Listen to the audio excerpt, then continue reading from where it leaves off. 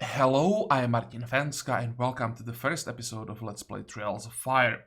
So usually when I'm recording a first episode of a new series, especially when it's a new game, I'm trying to first introduce the game a little bit, talk a little bit about what the game is about, how it works, so that you know what to expect. But in this case, I just decided to jump right in because Trails of Fire is just multiple games combined together, and explaining it without doing it or playing it at the same time would probably be just too confusing. I think it will be much easier when I explain things as we encounter them in the game. For now, all I'm gonna say is that Trails of Fire is an RPG game with turn-based combat that is works or is based on cards. So your items represent certain cards that every time when you equip an item, the card is added to your deck. And as you are playing at the start of each turn, you draw certain amount of cards, and that determines which actions you can do during the combat. That's probably as far as I will go before we start playing. So first of all, we have to choose our adventure. The game is partially randomly generated. You can choose from a certain amount of main objectives that are always the same. In this case, it's either Water Gem, one type of a story, or a God Hunter as another type of a story. And then you have some other options, but these are more or they're not story focused. You have a daily challenge, which is one of these two, I think, with some more adjustments. Then you have Combat Run, where it's only about how many enemies you can kill before you just get defeated, before everything becomes too difficult. Custom Quest, you can basically create everything from scratch for yourself, whatever you want. And Endless Odyssey, the true sandbox experience, where you just keep going until you die, because you eventually die if you don't fulfill the objective fast enough. You will die in this game because you will run out of resources. Basically, you will run out of food. At least that's my experience so far from testing. So in Endless Odyssey, it's basically how long you can survive until that happens. So we will be focusing on these two, specifically the Water Gem, because that's one story I was able to finish, and I do have some experience with that. Actually got a decent score. I'm still actually on the first screen, so you can see that I did get quite well, but this is more like a fluke, because all the other runs that I tried, I actually wasn't able to finish. So yeah, the game is quite difficult. But well, here we are starting. So we choose our story. We want to go for the Water Gem. There's a short description. Retrieve a living world relic to help save your dying people. Then we choose the character. Actually, wait. Here we choose difficulty. Difficulty starts with easy, medium, hard, and then you have Cataclysm. When you finish certain Cataclysm level, you get to another Cataclysm level that's a bit more difficult than the previous one. The highest one so far, I think it's Cataclysm. Actually, here it's Cataclysm 3, but when we go up here, the highest is Cataclysm 10, so actually pretty crazy. We'll stick to Cataclysm 1. I was able to finish the game, finish the Water Gem story. The God Hunter, I still wasn't able to get even halfway through. But I was able to complete the Water Gem story on this difficulty, so we'll stick to that for now. And then we have to choose the characters we're gonna play with. The first time you install the game, you're starting with these three. As you play the game, you unlock more characters. There is always certain condition that you have to meet. The one that I don't have unlocked yet, you have to defeat 5 bosses in combat. So far I defeated only 3. So when you defeat 5, you'll unlock another character.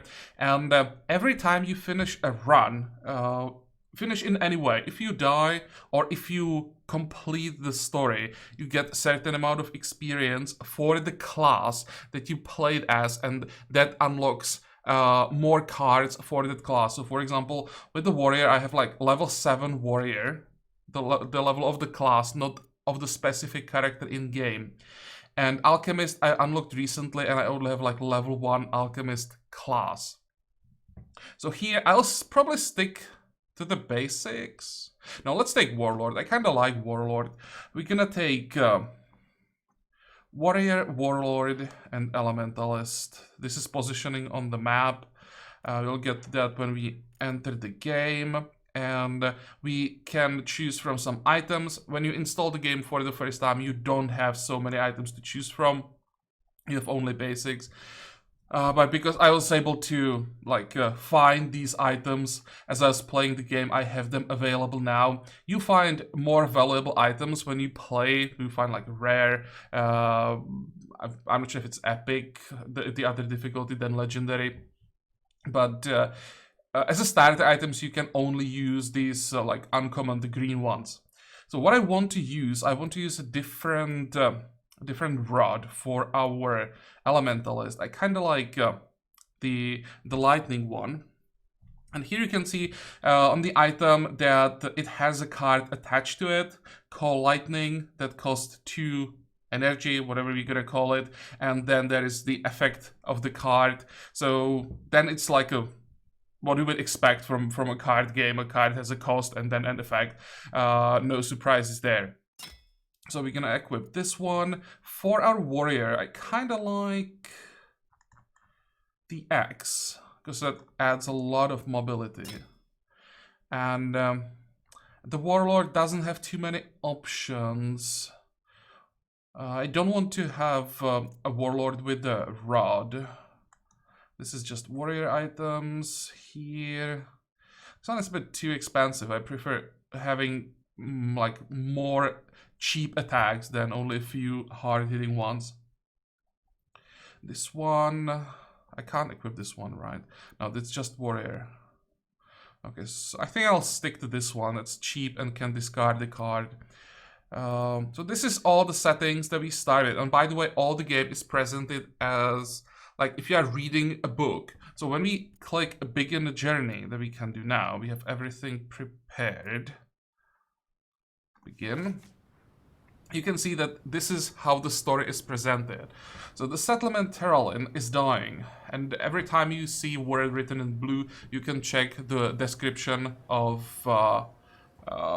what it means. I'm not gonna read everything, I'll just show you the description, so you can pause the video, read everything, so that you know the story, but it would be just too much reading, and I've already read all these descriptions, so I don't want to delay everything by just more reading. That is already quite a lot of reading in the game. So the settlement Terralin is dying.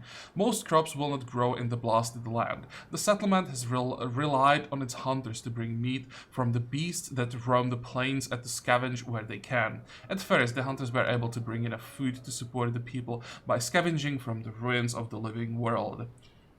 Here, living world description. So again, please pause the video if you want to read it. And now we can continue. Finally, a solution is found in the living world tome scavenged from the remains of a grand library, the location of Waterstone, an elven artifact of great power. So, Waterstone, and here elves, so what they are in this world. The text describes the stone being used to create a waterfall to decorate the palace of an elven queen. No one needs to be reminded of the dangers of elven magic, the cause of the cataclysm that decimated the land, but after months of watching the people of Terran succumb to hunger and disease, the settlement leaders decided it is time to take action. So here's the description of Cataclysm, what happened on the world of Ash. Okay, next. Terralin can only spare enough supplies for a small party of warriors and hunters to go forth and seek the gem. The scholars estimate that the journey will take several weeks, so the party is given as much food and supplies as can be spared. The scholars can tell you little of the area beyond the immediate surroundings, but it's unlikely your supplies will last for the entire journey. You will need to scavenge what you can from living world ruins and the native beasts along the way. The party sets off early with the fate of Terralin resting on its success. And now we are on the map. So you can see it's still a part of a book. It just revealed part of the map. So this is the world map, hex-based map. The important thing, this is like the arrow pointing to where the main quest lies. On the map, as we are traveling around the map, we'll find like points of interest. Always there's the question mark hovering above it. It can be anything. It can be anything from like ruin, village, town, just a random encounter with, I don't know, like the beasts, bandits, just anything, just random encounter basically. And that's, I think, all that you need to know about the map. There really isn't more to know, except from time to time you will just encounter some random like groups of enemies roaming the map, but you'd probably expect that. What else is important on this screen is journal. In this story, there are like 3 milestones. So when this like where we find the gem, and then we learn something about the gem, then the story continues, and then we finally bring it home. So this is as we are like getting closer and closer to the end, this like keeps up with our progress, so we can see how close to the end we are. It's quite important to plan properly in this game because of the limited resources. We'll get to that in a second. So then we have here, this is like a fatigue meter. Right now we are fresh, and as we are like walking around the map, this green bar is going down, eventually going yellow, and then probably red. I've never dropped that far. So up until I think this point here, you can't see it clearly behind the tree, but there is a line. Up until that point, we are fresh and we are fine. As we drop under this line, we get tired, and a tired card is added to everyone's deck that does nothing. It just like adds a card that can't do anything. So when you draw the card, you basically have a weaker turn. But it's a good representation of being tired. And I think as it drops lower, probably more useless cards are added to your deck. As I said, I never drop this low. If you want to like refresh, you have to use this button. We set up a camp, and you can rest. That refreshes your stamina certain amount. It depends where you are camping. If you are just camping somewhere on the desert, or how we gonna call this, we can, I think, safely call it desert. You only refresh like, I don't know, 15% of stamina. If you are somewhere in the forest where you have more cover, it goes to, let's say, 25. And when you are resting somewhere in the city, you get the 35% of stamina back and 1 health on top of that. So it depends. Or you want to camp somewhere, or we want to make the camping as effective as possible by camping on proper places. And then we have resources here, so gold. We can find cities and villages where we can trade, buy better gear, buy food. So that's just money, nothing to talk about there. Then we have healing herbs. There are 2 uses for these. One, when we lose hit points, we can just eat the herb and it heals certain amount of hit points. The higher level the heroes are, the more they heal, but you definitely don't want to use them that way, because the second use is to remove injuries. During events, you can get injured, and when you get injured, again, a card with negative effect is added to your deck, and it stays there until you remove that injury. And you do that by spending one of these herbs while resting. You'll definitely see that at some point, and you want to save your herbs for that. Those are really, really rare. If you find like 1 herb in the open world throughout the whole story, you are quite lucky.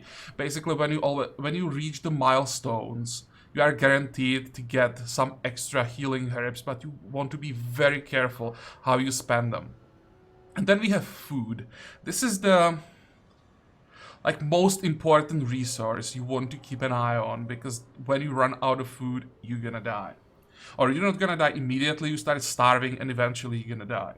So with every tile that we travel, we eat 0.1 food.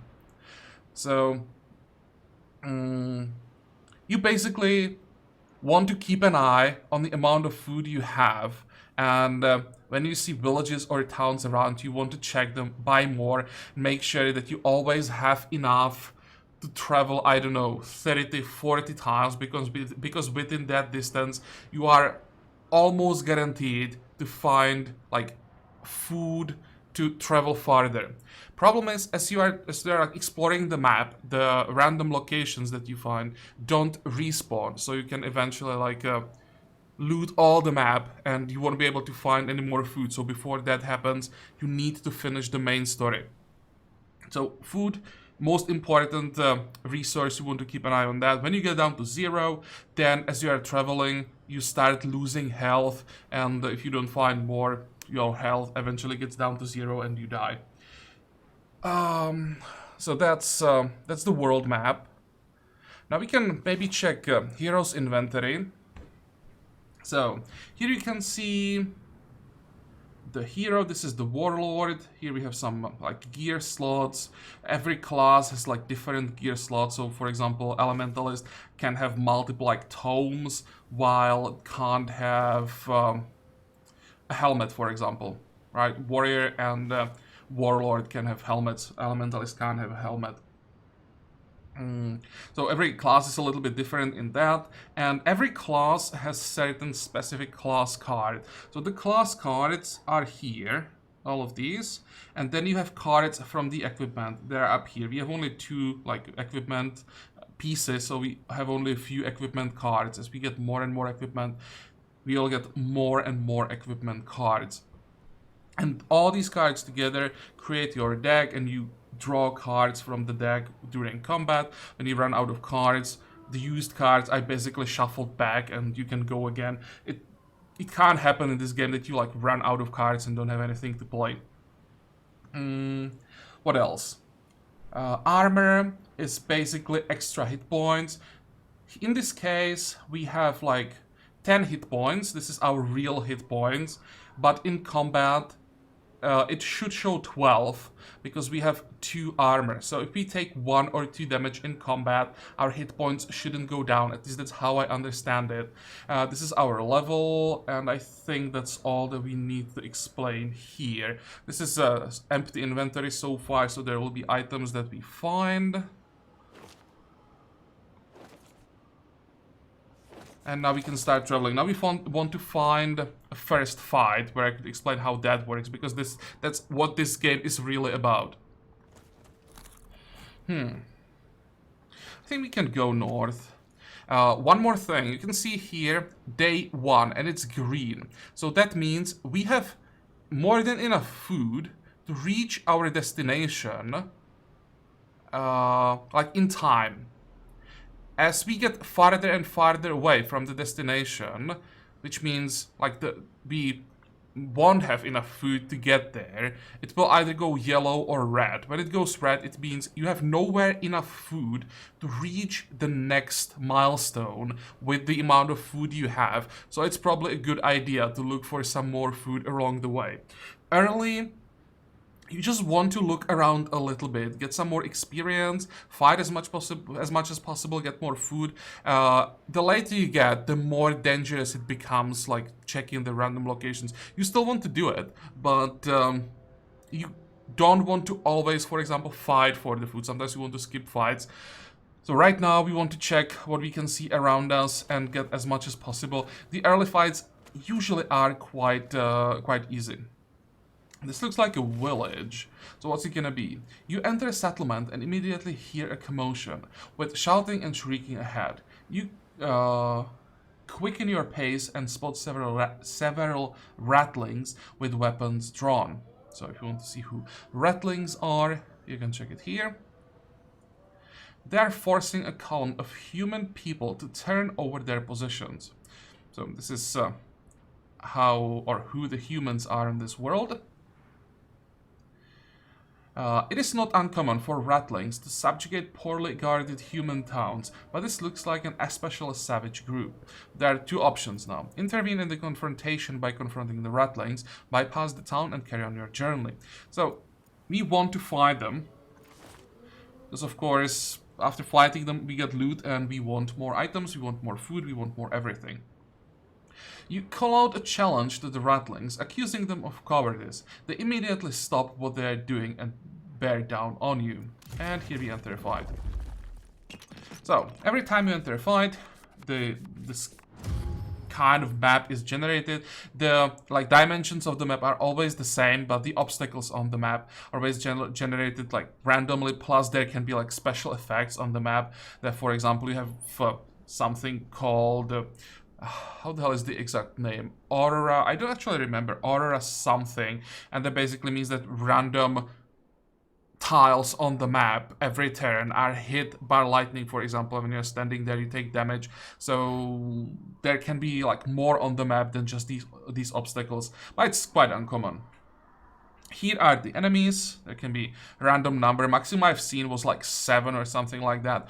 Each enemy has a specific deck of cards. We can see here how many cards that deck has every time. And here, these are our people. Here are our decks of cards. Again, we see how many cards there are. The number will go down as we use the cards. But as I said, when we run out, they get reshuffled. We draw 3 cards at the beginning of each turn. We always play a turn for all 3 our characters. When we run out of moves, then the AI plays, and then we draw new cards and play again.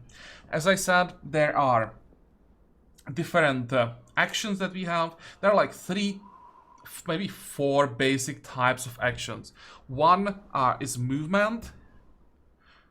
You either move through cards that allow you to do so. In this case, you play this card. It costs 0. You can see here, for example, this card costs 1. In the upper right corner, you can see the cost of the card. So it's a card that we can play for free and allows this character to move 3 tiles. Simple. What you can also do, you can discard a non-movement card. Discarded card is moved here. And when you do that, you either gain 1 energy to play cards. So now we can play cards with 1 cost. Or instead of playing another card for the energy, this gives you the option to move the character for 2 tiles. So you can use any card as a movement card. But if it's not a proper movement card, it limits your movement to only 2 tiles per card. I hope that makes sense. And until we like perform an action, we can always return the card that we've discarded. So that's one, that's movement. Then we have cards that somehow affect the character. So one type is basic defense, gives you like shielding, and the enemy has to go through the shielding before it can start hitting your hit points. In this game, at the start of each turn, you lose half of the shielding that you had at the end of the previous turn, or that you had right before the turn began. So the armor decays, unless you have like special effects on you that can change that. So that's one thing. You can gain defense. Then you have powers. Power is a card that stays on a character when you play it, and until the character takes a certain amount of damage, which I think is the damage in that green square on the top there, the number 3. So when you have this power on yourself and take 3 damage, and it's not 3 damage to shield, it has to be 3 damage to health, to this number, then the effect ends. And as long as it's active, it gives you certain power. So in the case of leadership, every time you play a card, and by that is mean the character that has the power. So every time that character plays a card, then you gain 1. Every time you play a card that affects another friendly character, you gain 1 willpower. That's how it's called. That's the energy. So it's called willpower. So there are other ways how to get energy except for like discarding cards. So that's powers, and then we have attacks. You have to pay a certain amount of willpower, and you do damage. You either have ranged attacks, melee attacks, or you have spells. Melee attacks, of course, you have to be right next to the enemy. Ranged characters range attacks usually have unlimited range. You just have to have like clear line of sight. And then you have spells. Spells often have limited range, but they also often have like secondary effects. They, for example, leave, I don't know, burn or chill or something like that behind them.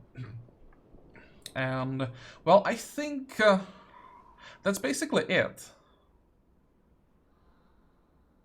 So now we start playing, and as we, or as the rattlings get to us, we'll explain some other things, how combat works. And here it's really easier to just watch how everything works, and you'll be able, I hope you'll be able to pick up everything pretty quickly. So we have an archer here, or bowman. So you want to at least partially hide from him, but he can move and shoot no matter what I do. So maybe it's better to just protect. How are we gonna do it? We're gonna hide the elementalist. The warrior will try to shield the elementalist. Same for the warlord. We're gonna play. How are we gonna do it? Do we have enough? Yeah, we want to play defend here. Get at least some shielding. The bowman can't do that much damage, but I don't want to start taking damage to health yet. So every bit of defense that we can get will be useful. I don't think the elementalist necessarily needs healing this, I mean defend this turn, but we'll wait. We actually should be able to play it. We won't be playing cantrip, that's the power that the card stays on the character. Every time you play a card that deals magic damage, gain 1 willpower. Don't need it now. So we will discard it to get more willpower. Same for swipe. We won't be using melee attack this turn, so instead we'll use the card as a resource. And now we have 2 willpower. For the willpower, we'll play leadership on the warlord. And one more thing about powers, they always give you some extra shielding when you play them. So as I play leadership, we'll gain the effect, plus the warlord will get +2 shielding, so we'll get to 4. And we want defensive stance for the warrior. Defend 2 after performing a melee attack. This is actually quite powerful. And as you can see, we have to take 4 damage before it drops, so it stays for quite a while. But in this case, I'm mostly interested in that extra defense. And then we have defend left, so may as well play it on the elementalist. If you have some cards that you don't want to play during the turn, but you want to keep them until the next turn, you just don't play them. You keep them in hand, and you just draw less cards at the beginning of next turn. So if you keep 1 card, you draw 2 more. It's not like you keep 1 card and then you keep like 3 more. You always start with 3 cards at the beginning of your turn. But you can keep cards at the end of turn. Now we don't have anything to play, so we end the turn. And it's time for the AI to play. So now the bowman is shooting. Oh, come on. Yep, that one hurt. That's the strongest range attack the bowman has. And that one is pretty nasty. That one deals 4 damage, and it costs 2 willpower, so it's quite expensive. But it deals 4 damage, and if you are next to an obstacle, so any of these, this is also an obstacle. So when you are next to an obstacle, you also gain 4 shielding. That's a really, really damn strong card, especially this early. So you have seen that he was able to get through our shield without any problems with that. Okay, what else do we have here? We don't want to use Force Missile. For the effect, the card is just a bit too expensive. I would like to move to the killer and start attacking him. So to move there, I'm not sure that... Oh, actually I can't afford to sacrifice defend because we'll get some extra shielding from the defensive stance. So I'll discard defend so that our warrior can move. When you want to move character, it has to be the character that you are moving that is discarded in the card. You can't like discard the card from let's say the warlord to move a warrior. No, if you discard the card here, only the warlord will be able to move. So I had to discard one of the warrior's cards to let her move. Then the warlord has advanced card, so you're gonna use that to get to the killer. Now, why I'm doing this? Now, when one of these two attacks, the other one will get like attack of opportunity. So when you have two characters next to one enemy, when one of those characters attacks, the other one hits the enemy as well for usually 1 damage, but it's an extra point of damage that you get this way. Unless one of the characters, or the character that would get the free attack, is somehow blocked. So if there was an enemy here, let's say on this tile, and I attacked with the warlord, the warrior wouldn't get extra attack because it's like surrounded, let's call it that way. I'm not sure how this mechanic exactly is called, but if you have enemies around you, you don't get those free attacks. So sometimes it's quite important to watch like who gets the free attack and who doesn't. In this case, they'll both get the free attacks. Now we just have to do the math. If we can do 9 damage. So we want the warrior to attack for sure, because from those attacks we get the shielding. Our elementalist probably won't do anything. We could go for call lightning. That one doesn't have any like range limitations, but it's a little bit random and it's also quite expensive. So we definitely won't be using force missile. That's like guaranteed. Oh, and here, there is the difference between movement and playing cards. When I want to play, let's say, warrior's cards, I want to play the swipe, I can discard someone else's card to play warrior's card, but I can't do that for movement, so that's important to keep in mind. So now we're gonna play the swipe, we're gonna do 2 damage, we're gonna gain 2 armor, and then the warlord will deal 1 extra damage because of the adjacency. So 2 damage, extra damage, and the shielding. Now, we are at 6 health. The question is, if I go with swipe, if I go with 2 swipes, I'm guaranteed to kill the killer. Okay, kill the rattling. I could kill him also with the wild swing, but this is 2 to 6 damage, so it's not guaranteed. We would actually have to do 5 damage to get the kill, and it's very expensive, so it's uncertain. It's why I'm thinking about it is that if I use the wild swing, that's another melee attack, and the warrior would gain another 2 points of armor. But in this case, we don't want to do that, so we're gonna discard Cold Lightning, discard Wild Swing, so we can use these 2 swipes.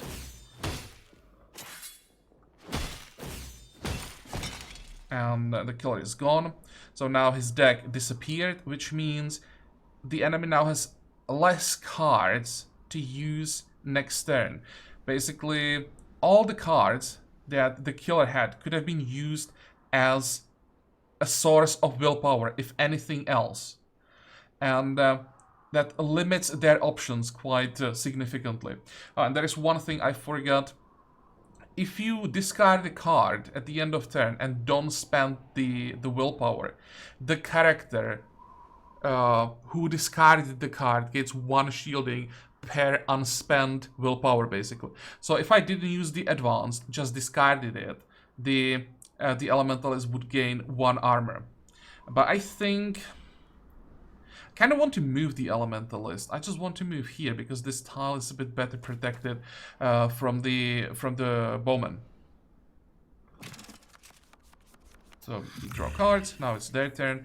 Advance for it's probably that's the bowman. Never mind. Okay, 1 damage is fine. Now move the guard. And let's check our cards now. If we want to focus on the bowman or if we want to focus on the guard. Yeah, actually quite bad cards this time. We have charge. With charge, we could go after the bowman. Question is, can I get 2 people into position? We don't have advanced. We could use advanced right now.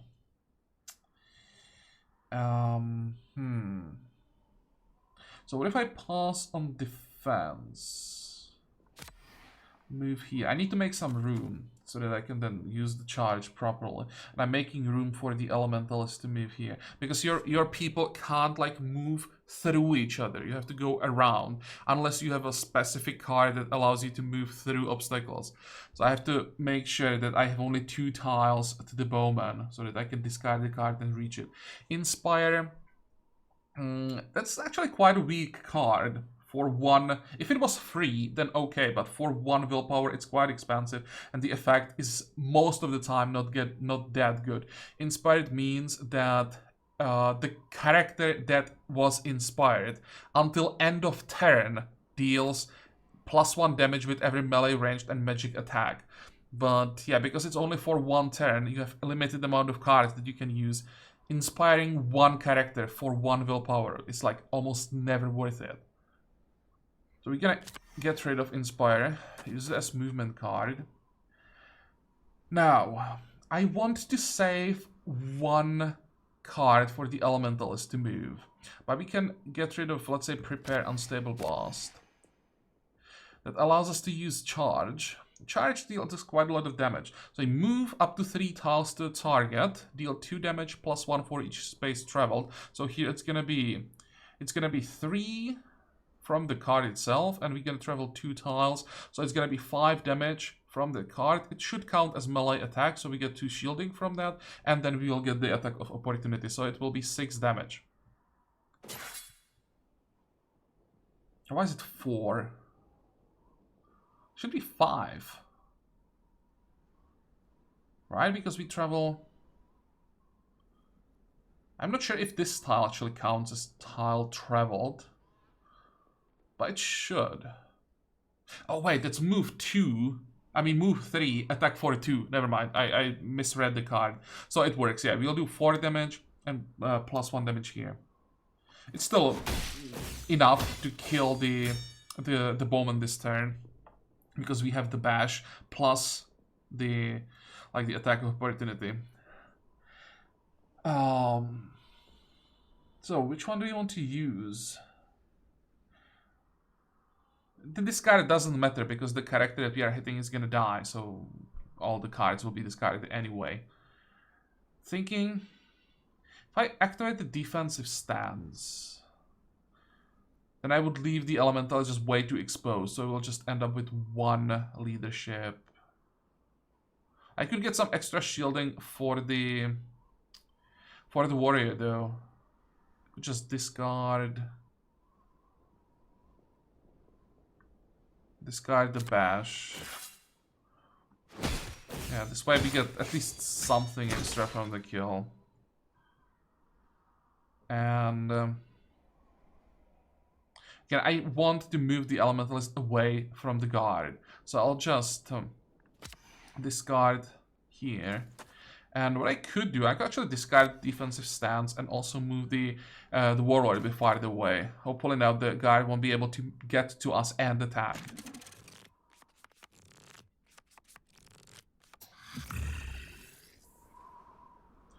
It had advance. Yeah, this one is... Oh my god. That's +6 shielding right there. At least he wasn't able to attack. So the second card that he played allows him to pull all characters within a certain range to himself. And for each character that ends up in melee range after that, he gets +2 shielding. So yeah, that was a lot of extra shielding. I was hoping I'd be able to get a kill on this turn, but it's quite unlikely. Okay, another option that we have, we can actually redraw our hand. Here, you can see how many times you can redraw in combat. So on this level, we can only redraw once. But still, for example, here we have no cards that we want to use now. And the redraw is free. Just you have limited amount of redraws per combat, so we just want to throw it away. What did we get? We got 1 swipe, so that's an improvement. We got also defensive stance. Not sure if we want to use that. We'll see how many other cards we have that we want to use. We have another swipe, so we can count 4 damage from swipe, because it's 2 damage from the card and then 2 attacks of opportunity, so that's 4. This swipe, that's another 4, so we are at 8, and then we have another swipe here, that's 12. That's not quite enough. So we won't be using force missile. Let's start here. 1, 2, or combo strike. I have to call things with proper names. We won't be using adrenaline, that's for sure. The question is, do I want to redraw our warrior's hand? Basically, I'm trying to figure out if I can get a kill here. But I have to somehow find 2 more attacks. Which is possible. I'm not saying it's not. So what I can discard this advance. Definitely won't be using that. And I can use the warrior's swipe. 2, 3. And I have no cards here that I want to play now. So I can redraw. Let's see if I get lucky. No, I didn't. Okay. That means the warrior is fine, so we won't be using that to defend. We won't be using advance. We'll use that to activate the defensive stance on the on the warlord. Then we want to play defend on the elementals. I want to give at least some defense to everyone, and the warlord will get extra defense when I play the swipe, because the warrior already has 4 shielding. I'll sacrifice the defend that belongs to the warrior. I'll use it as a resource and do 4 more damage. Yeah, I needed to draw 1 more swipe for the warrior to get a kill here.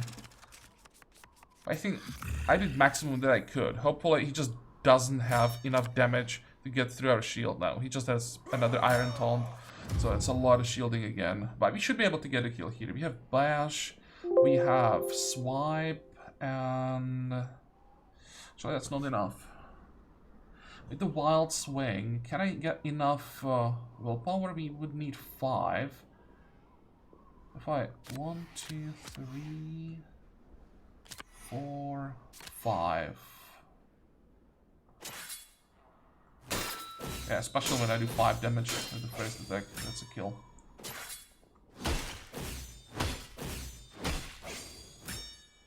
And the bash. Okay. So it wasn't a bad fight. We took a little bit of damage. I'm not sure if the elementalist took some, but I think she started with 11, so only the warrior took a little bit of damage. And because the warrior, or it's easiest for the warrior to get shielding during every fight, losing a little bit of health on a warrior, it's not the end of the world. This is a pretty decent result. So continue.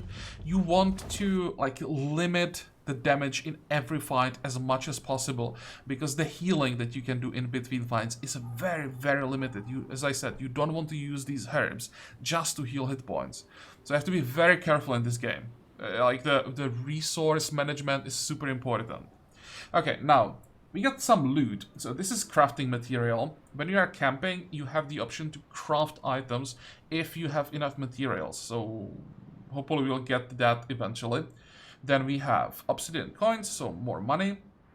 And we found this Aegis Tome. As you can see, it's a rare item, and basically the higher rarity of an item, the more cards it has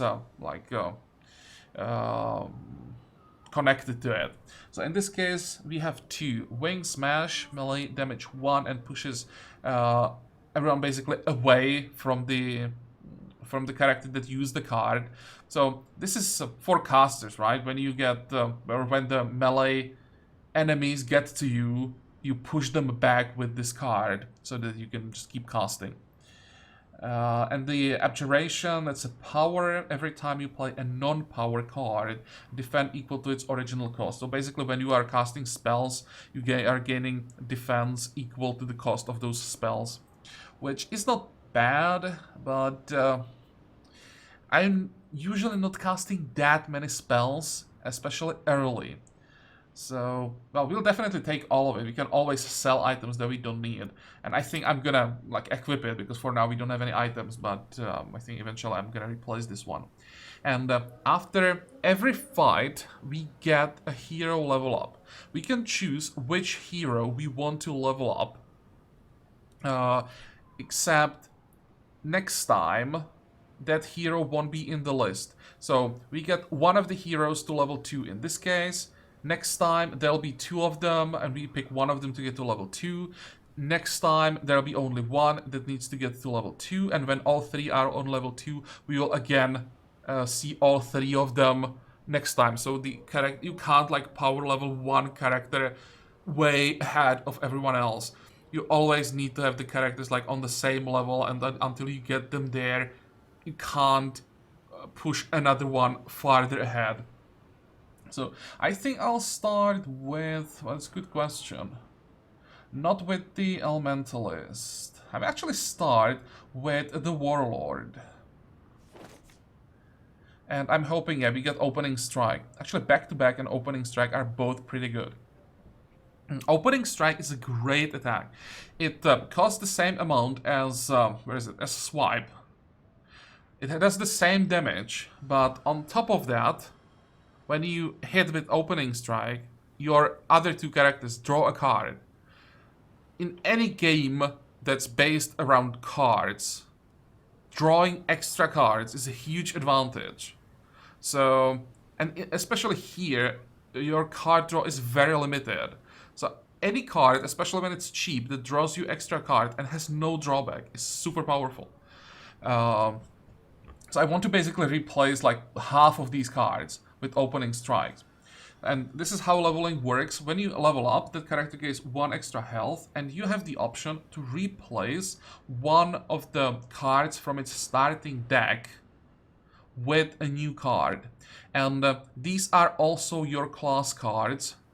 And that's what I was talking about at the start of this episode, that as you level up your class, it gets access to more class cards. So, from like a certain point of view, leveling up a class might not always be an advantage, because as the pool of cards that you have for every level up increases or grows, it's less likely that the card that you want gets picked up into the 4 that you have as an option here. So if, for example, the Warlord only had 4 cards, 4 class cards available, I would always get the Opening Strike as an option. But because I now have the class on like level 6 or something like that, I gained multiple extra class cards for the Warlord. So I don't have the Opening Strike guaranteed every time, and that's the card that I want as much as possible. Okay, we're gonna replace the Power Shot. I've like never used that with the Warlord. And now we hit continue. With the pile of belongings seized from the humans and the possessions of the dead ratlings, there is quite a collection of loot. And here we have to decide how we're gonna behave. In this game, you most of the time want to be an opportunist and just grab everything you can.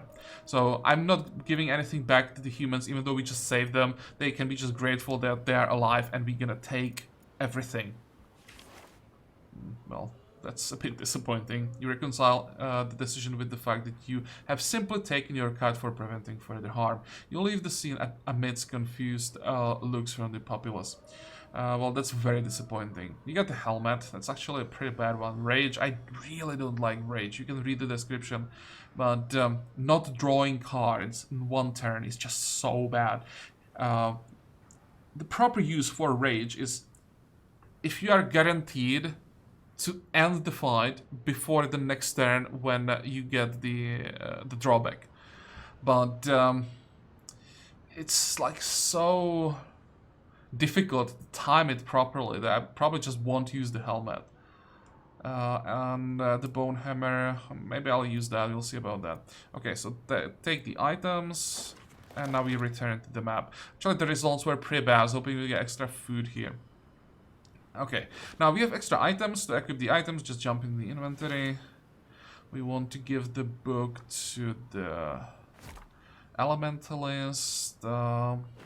We can give the warrior a second weapon. I might do this because 4 damage is quite a lot and it discards sometimes. Not all enemies have power cards in their decks. But, I mean, 4 damage is 4 damage, so I think I'll take it. Eventually we'll try to thin out our deck a little bit. And then the bloat they had won't be that good, so I'll get rid of it. But for now, I think we can keep it. And the question is what we're gonna do with the helmet. It gives extra armor, so it's extra hit point. But this card is usually like a disadvantage when you draw it. So I think I'll just pass. I tried playing with it, but it's so rarely worked the way I wanted that just really felt more like a penalty having it. But well, I think we are done here. I think it's more than enough for the first episode. I just wanted to cover all the basics. And next time we'll really start playing without too much talking. We'll just try to progress as much as possible. One more thing, there is no like save load in this game. It's hardcore all the time, so when you screw up, you screw up and you can't do anything about it. Which I kind of like, but when you are starting with the game, figuring out everything, it's pretty difficult. And I had to start the game multiple times when I always just screwed up something I didn't understand correctly. And also you can sometimes get screwed up by the RNG. Just one like misclick or mispositioning during one fight can screw up the whole run basically. But yeah, it just gives you another reason to really pay attention to what you are doing. And overall, I love this game. I own it for a few days, but I spent quite some time playing it. And mostly it's because it really is a challenge. I read quite a lot of complaints on forums about the food, how unforgiving that mechanic is, but I love it. You really have to plan, you have to think what you are doing, so if you are a fan of like this hardcore turn-based games that really challenge you and also allow you to compare your results with others, because I shown the ladder at the start of this episode that you see your result in the end, how much score you were able to achieve and how the other people are doing, that you rarely get that comparison in other games, so basically everything in this game I really love, and it's still an early access. That's amazing. It feels like a complete game and still in early access. So overall, I can only recommend the Trials of Fire. But as I said, this is more than enough for one episode. So I hope that you liked it. I hope that you're gonna join me next time again. And until then, have a good time. Bye bye.